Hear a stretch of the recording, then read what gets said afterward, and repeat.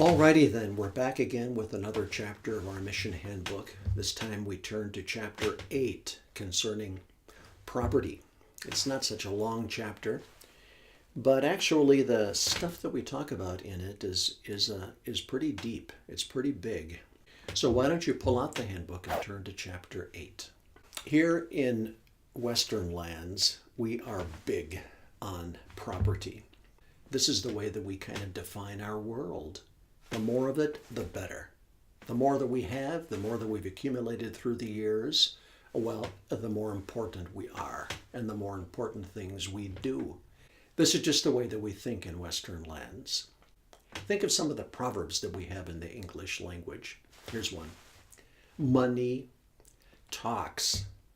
I mean, like, the picture itself is kind of ridiculous. You pull out a few quarters or you put a dollar bill up to your ear, it's not going to tell you anything. But possessing it talks to you about what's important in the world. Possessing more of it talks to you about what kinds of things you should do or shouldn't do, or what kinds of things are valuable or not valuable. Money talks. Money talks with us about power. Sometimes we say that money is power. This is, in fact, what money talks to us about. It's not simply the possession of money or the possession of stuff that's interesting to us. It's possessing stuff and possessing money so that we can control and manipulate situations. Situations in our own life, maybe. Maybe situations in the people that surround us. Here's another one that tells a lot about how we value stuff and how we value money in much of the Western world. We say money burns a hole in your pocket. I mean, like, you've got a couple of quarters there in your pocket, they burn a hole until somehow they get spent. This is what money does. It creates its own agenda in our lives. If you've got it, you've got to spend it. But it's not the entire world that thinks about money and possessions in this same way. Let me share with you another proverb, this time in Kiswahili. Let me see if I can say it for you in Swahili. Panga pesa lakini usiruhusu pesa ipate kukufanya. So that means make some money, but don't let money make you.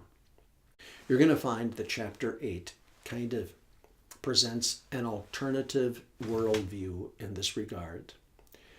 And we want it to be a worldview that fits better with the kind of stuff that we read in the Bible. Here's an example.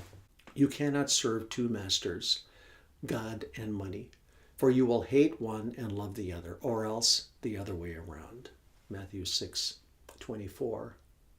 So the stuff that we possess and the God that we serve are kind of alternate authority structures, you might say. All of the stuff that we've accumulated in life is put into our care as stewards, not as owners. So sometimes you will discover that our workers have a very particular relationship with some of their possessions. We have workers, for example, who drive Land Cruisers. I myself used to drive something called a Land Rover. It looked like some kind of like an immense aluminum box of saltine crackers, and were just really kind of unstoppable, those things. So we drove that thing around the mountains of South America, and I was sometimes guilty of loaning it out, maybe more liberally than I should have. I can remember on more than one occasion it came back to our care. I mean, like a little bit. Well, one time it came back with the whole left front fender ripped right off the wheel well. So, I mean, that didn't make me so happy, to be perfectly frank. I wasn't like so spiritually minded that didn't bug me. But it also reminded me that we own the Land Rover and the Land Rover doesn't own us. Some of our workers have very special computers. Maybe you've got a computer that you feel kind of fond about. We own computers and technology, but this stuff doesn't own us. Personally, I feel quite fond of my books. You'll see some of my favorites on the shelf behind my shoulder. And I can get kind of particular about my books. If I loan my books out, I feel a little bit miffed if they don't come back to me or if they don't come back in the same condition. I mean, like, I've got a special relationship with these things. They're kind of my friends. We own the books, it is true. We own them as stewards, you might say. But they don't own us. In the early years of our mission, it was not uncommon for our workers to pack up what seemed like all their earthly possessions into those things, 55-gallon barrel oil drums. And they put everything in there that would make them feel comfortable and effective and adequately provided for. And then they'd be off to, maybe the mountains of Central Asia, or maybe the Andes of South America, or maybe the grasslands of East Africa, or maybe some other place. Sometimes you got the idea that the drums possessed them more than they stewarded the drums. I remember a long time ago a young missionary family from another organization, not from our organization, mind you, who arrived in the country where I was serving, and they had, oh man, they must have had like 40 drums. They had all kinds of drums.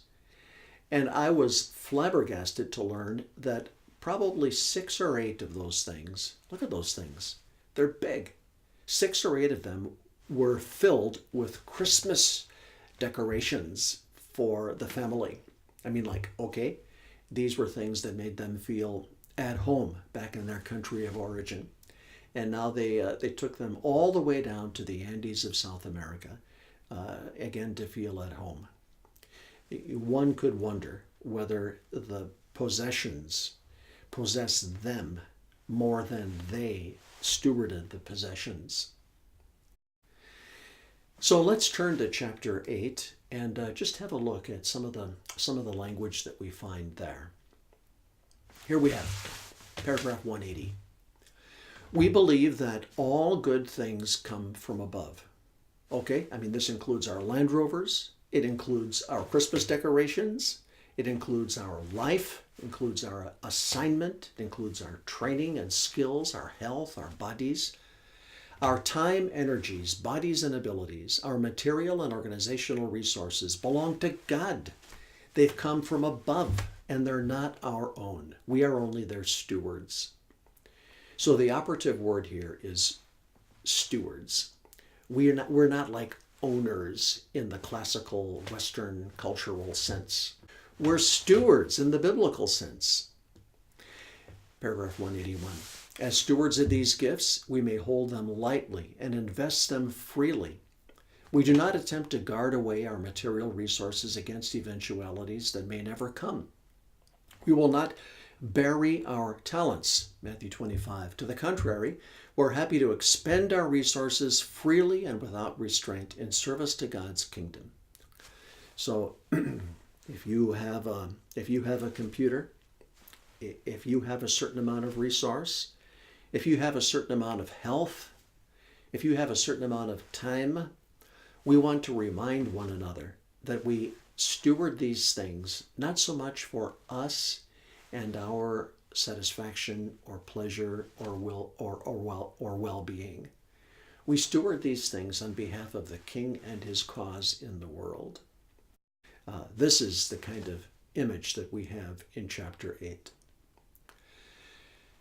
So this doesn't mean that we're going to be stupid. Paragraph 182. We will not expend our resources foolishly. As stewards, we will make every effort to employ our properties in the most effective manner possible. I mentioned that I loaned out our old Land Rover, and sometimes I was disappointed with the way that it was returned to me.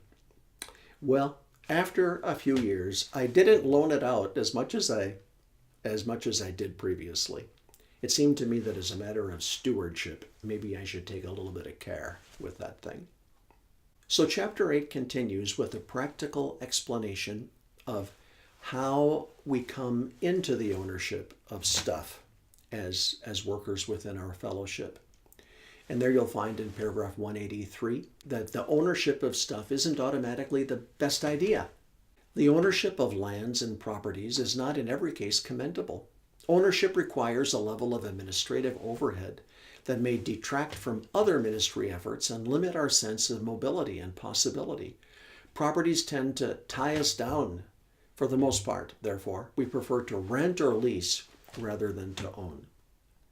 If you wind up serving with our community, you're not likely to wind up owning, well, maybe you'll have a computer, but not many of our workers have cars. Very few have ever come to own a house. And the reason is because we think that when you own stuff, it starts to own you little by little. It starts to establish its own agenda little by little. And then pretty soon you're serving it, your flat, or your car, or your stuff, or your Christmas decorations, instead of investing those things as a steward might in the cause of the king. I want you to notice that chapter 8 goes on to treat the eventual disposition of the stuff that we own. We don't want to come to possess stuff without also having an idea how we're going to get rid of the stuff. We don't want to possess lands or projects or buildings or even cars without a plan for getting rid of them in an effective kind of way. Paragraph 188. Mission teams must envision the eventual disposition of properties and buildings owned by the mission. Properties may become a burden. We cannot own them forever. It may be that you know already that I have served as director of our community for 20 years and have recently retired from that position. One of the challenges that I have faced through all those 20 years that has caused me probably more worry and fret is what to do with the large-scale stuff that we have accumulated through this past century of service around the world. I mean, like, we have come to own a bundle of things. Not only little stuff, but sometimes big stuff, houses and properties and buildings and farms and all kinds of business. It's irresponsible to own stuff without also planning to get rid of stuff for the sake of the king and his cause in the world. So sometimes that will mean to nationalize it, as we say in paragraph 190. In most cases, it will seem appropriate to sell or otherwise transfer mission properties into the hands of national colleagues who may then use the property effectively. You're certainly not going to pack it into a barrel and bring it all home with you again. This should not automatically mean an associated national church body, however. It may also mean another national colleague, or maybe a secular colleague, or even the government may use the property more effectively. Paragraph 191. In other cases, it may seem appropriate simply to sell a mission property or a vehicle or equipment on the open market. Funds generated in this way become the responsibility of the Home Council. All right, so there you have kind of a summary, just a brief few words about the ownership of mission property. We don't want our stuff to get in the way of our message. We want to consider ourselves stewards of the manifold grace of God, as the good book says. That means stewards of his word of salvation and forgiveness. And it also means stewards of the stuff that he puts into our care, our bodies, our time, our resources, our communities, our relationships, and yes, our books and our Land Rovers too. So there you go. I hope that you will find a way to use your stuff for the king rather than letting your stuff dictate the way it wants to use you. God bless you. We'll see you soon.